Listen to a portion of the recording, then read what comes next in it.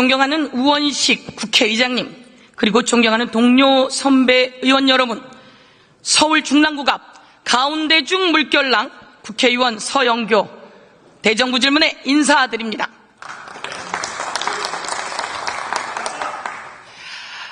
나라가 너무 힘듭니다. 국민이 너무 고통스럽습니다.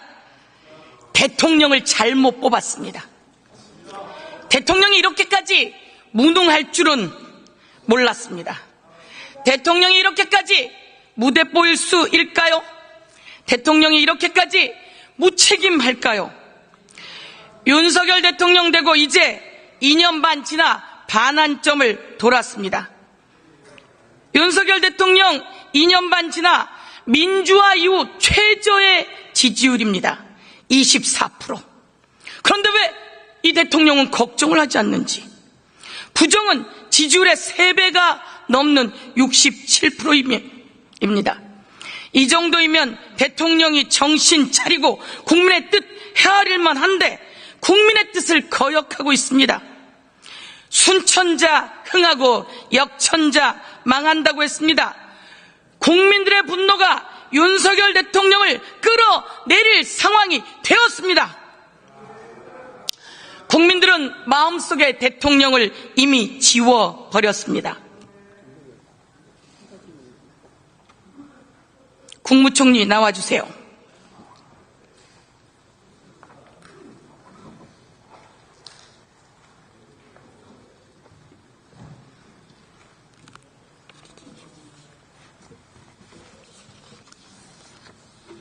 안녕하십니까? 예, 안녕하십니까? 대통령이 생각보다 못하지요? 대통령으로서 훌륭하게 하고 계시다고 생각합니다.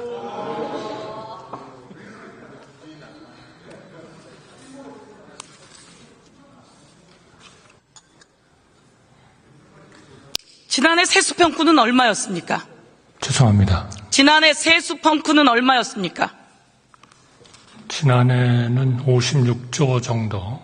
56조 세수펑크가 났습니다. 경제가 어렵죠? 경제가 어렵죠? 경제는 회복되고 있습니다. 경제가 어렵죠? 회복되고 작년엔 있습니다. 세수펑크 56조, 올해는 세수펑크가 얼마라고 예측되고 있습니까? 글쎄요, 내일 경제 쪽에서 얘기를 하겠습니다만은 한 30조 정도 되지 않나 이렇게 저는 들은 것 같습니다. 그렇습니다. 정확한 숫자는 지난해엔 56조, 올해는 30조 더 늘어날 가능성이 높다고 합니다. 경제가 이렇게 어려워졌는데 대통령이 경제 잘합니까? 윤석열 대통령 경제 잘합니까? 제가 말씀드릴게요. 우선 민생은 아직 어렵습니다. 그러나 경제의 위기를 지난 2년 동안에 극복하고 우리 경제를 회복시키고 그리고 앞으로의 잠재적 성장률을 높이기 위한 개혁의 바탕을 마련했다 이렇게 생각합니다. 어느 정부도 그렇게 하기 쉽지 않습니다. 자, 국무총리가 그런 생각을 하면 안 되죠. 아닙니다. 대통령이 잘못하면 총리라도 정신을 차려야죠. 그건 올바른 국무총리 이거 방향으로 가고 보세요. 있는 겁니다. 네. 코로나 때도 이렇지 않았어요. 코로나를 거쳐오면서 문재인 정부가 흑자를 냈어요. 그런데 윤석열 정부가 경제를 다 망가뜨렸어요. 작년에 56조 세수펑크가 나고 다 망가뜨리고 나서 조금 나아졌다고 하는데 올해도 30조 세수펑크예요. 그런데 나아졌다고 합니까? 대통령이 정신을 못 차리고 경제를 못 챙기면 총리라도 경제를 챙기고 정신을 차리고 국민 앞에 잘못됐다고 하고 대책을 만들어야 되는 거 아니겠습니까? 대책을 만들었기 때문에 우리가 2%로 인플레가 내려가고 올해 2.5% 성장을 하고 770억 불 경상수지 흑자를 내고 그리고 고용률은 역사상 가장 높은 고용률 특히 25세부터 29세까지 72.3%의 고용률을 보이고 정신을 있습니다. 아직도 못 차리고 있군요. 아닙니다. 민생은 어렵습니다. 굉장히 민생이 고통스럽다는 걸 모두 다 느끼고 있는데 그 어려운 코로나 때보다도 더 못하다는데 왜 이렇게 엉뚱한 소리를 해야 되죠? 내가 기재위를 2년 동안 했어요. 그런 동안 매번 하는 이야기가 기재부 장관의 이야기가 그거예요. 의원님 좀 나아집니다. 나아지기는 뭐가 나아졌다는 겁니까? 자, 제가 하나 질문할게요. 화면 한번 틀어봐 주세요. 대통령이 경제도 못 살리고 대통령이 잘하는 게 없어요. 김건희 여사 발언 한번 들어봐 주세요.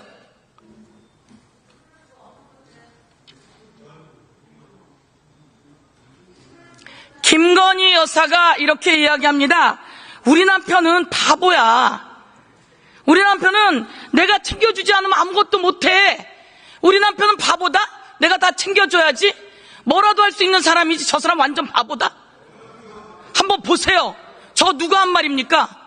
제가 한 말입니까? 의원님. 저 말이 왜 이렇게 입에 착착 달라붙는 거예요? 의원님. 저 말이 시중에 모든 사람이 하는 말이에요. 의원님. 우리 남편은 바보다. 내가 다 챙겨줘야지. 뭐라도 할 수 있는 사람이지. 저 사람 완전 바보다. 김건희 여사는 왜 저런 이야기를 하는 겁니까? 의원님, 의원님께서는 남의 가정에서 일어나는 일을 그렇게 열심히 공부하십니까? 아니, 저는 이해하기가 어렵습니다. 이해하기가 어렵습니다. 그리고요.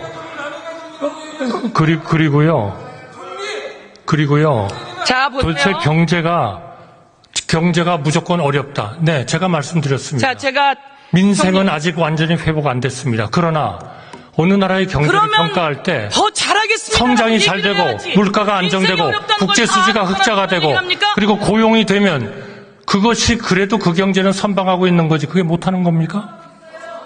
온 세계 경제가 좋아졌어요. 온 세계가 대한민국은 회복되고 있다고 얘기를 하고 있는 겁니다. 온 세계가 그렇게 얘기를 하고 있어요. 팩트 체크를 해줄게요. 온 세계 경제가 좋아졌어요. 그런데 대한민국만 나락으로 떨어졌어요. 다 윤석열 대통령과 총리가 잘 못하는 겁니다. 아닙니다. 제가 그거는 완전히 잘못된 오도된 통계예요. 말씀해 보시죠. 제가 말씀드리겠습니다. 어떤 통계입니까? 국민은 대통령을 뭐라고 이야기합니까? 아니, 어떤 통계입니까? 국민이 대통령을 어떤 통계가 전 세계가 대한민국을 엉터리라고 합니까? 총리, 지난해 전 세계 경제 성장 지수는 2.6까지 가고 있었어요. 올해는 그런데 2.6%잖아요. 우리나라 경제 성장이 몇 가지 찍었습니까? 올해는 2.6%잖아요. 우리나라 경제 성장 몇 가지 찍었어요? 작년 한 해 가지고 먹고 삽니까? 올해 초반에 이러다가 지금 떨어지고 아니, 작년 한 해 가지고 먹고 살아요? 이 사람이 올해 2.5%죠? 내년에 2.2%죠? 잠깐만요. 아니, 저는 윤석열 대통령 되고 얼마 지났어요? 자, 잠깐만 중단하시죠. 잠깐만 중단하세요. 지금 이 자리는 대정부 질의하는 자리입니다. 의원들이 나오셔서 대정부 질의를 하고 대정부 질의하고 답변자인 국무위원은 나와서 질의에 답변하는 겁니다. 이게 이렇게 되면 좀 얘기 들으세요. 이렇게 되면 서로 질문도 격해지고 답변도 격해져서 답변하는 분이 오히려 질문을 하고 이렇게 되면 이게 대정부 질의가 안 됩니다. 질문자가 질의를 하면 그것을 잘 듣고 답변하시고 그렇게 하시는 게 옳습니다. 네, 주의해 주시기 바랍니다. 자, 그만하세요. 총리가 저한테 질문하는 사람이에요? 그리고 저는 민심을 전하는 사람이에요. 어려워요. 힘들어요. 국민이 의료대란 때문에 죽어가고 있어요. 그런데 총리가 그렇게 답변하면 됩니까? 그리고 저에게 질문을 합니까? 총리 그러시면 안 되죠. 이런 날만큼은 총리가 듣고 그 민심을 해결할 대책을 세워야죠. 근데 총리는 무슨 생각을 하고 나오신 거예요? 그러시면 안 됩니다.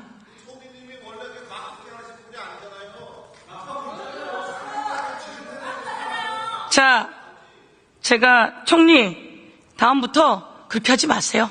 들어가세요. 아니, 진리를 들어가세요. 말씀해 주세요. 진실을.